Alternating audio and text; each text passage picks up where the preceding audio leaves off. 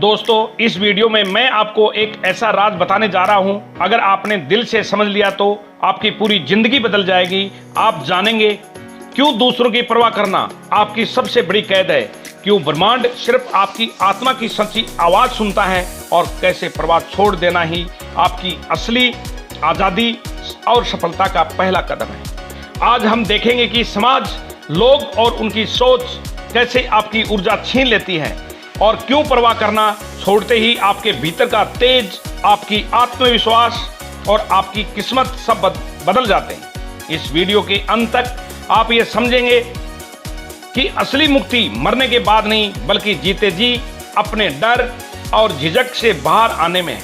तो आइए, मैं सतवीर सिंह फौजी आपको ले चलता हूं एक ऐसी यात्रा पर जहां से आप लौटकर कभी पहले जैसे नहीं रहेंगे।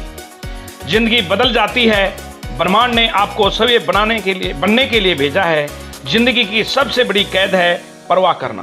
दूसरे लोग आपके बारे में क्या सोचते हैं, कौन आपके बारे में क्या कह रहा है, किसकी आंखों में आप कितने ऊंचे या कितने नीचे दिखाई देते हैं, इन सब बातों का बोझ ढोते ढोते इंसान अपनी असली यात्रा को भूल जाता है।